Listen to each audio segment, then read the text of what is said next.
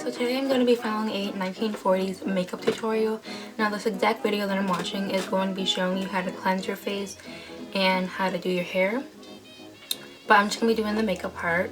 Maybe I'll do the cleansing part in another video, but for today I'm just going to be doing my makeup. Makeup comes after cleansing, and I mean after. Never apply new makeup without first removing all of the old. With the help of these two young ladies, I'm going to try to give you a few pointers on applying your makeup. The first step is a smooth base. For that, you can use either a makeup pat or vanishing cream. If the pat is used, you blend it on over your entire face using a damp sponge or cotton. Apply it sparingly, and while still moist, blend it to super smoothness with your fingertips. If instead of the pat you use vanishing cream, the light touch is equal. The only compact powder that I have that would cover anything on my face is this, but it's a bit too dark, so I'm going to be using the Peach Perfect Comfort Matte Foundation, and I'm going to use that as my vanishing cream. And she did say she used a sponge, so what I'm going to do is I'm going to start off with a beauty blender. And I use the color Warm Beige, if anybody's wondering.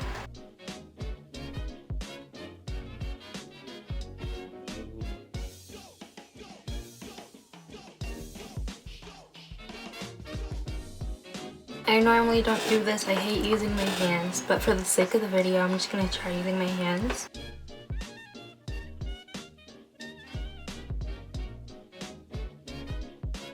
If you use rouge, try putting it on with the tri-dot system. One dot directly under the pupil of the eye, the second on the cheekbone, and the third no lower than the tip of the nose. So what I'm going to be using is the Bobbi Brown Pot Rouge for Lips and Cheek by Far Cream. I'll put the name right here. But it's for, like I said, your lips and your cheeks, and it just looks like this. So what she did was, I'm going to use my fingers with this, but I think she put it right here, and right here.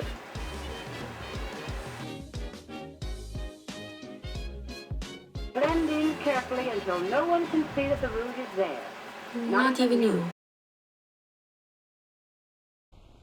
Lipstick is your exclamation point. Use it sparingly, but well. Use 2 strokes to outline the upper lip and 1 long stroke for the lower. Fill in with up and down strokes so that the lipstick goes with the grain of the skin. Be sure that your lipstick harmonizes. Using the Smashbox liquid pigment in Rose Before Bros.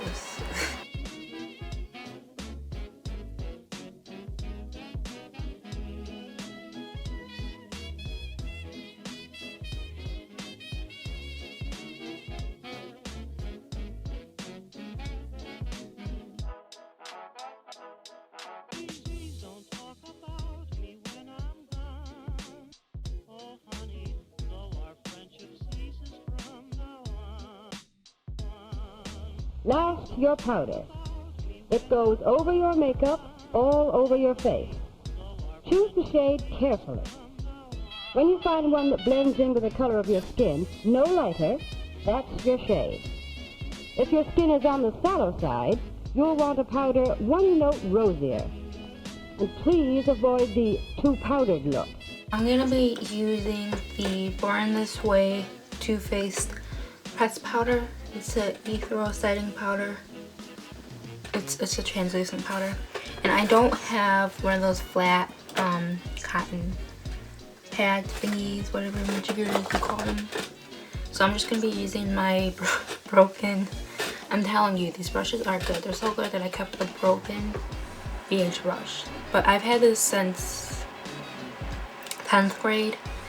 And I graduated 2015, so just let that sink in. And I think it broke in the last year, so again, let that sink in.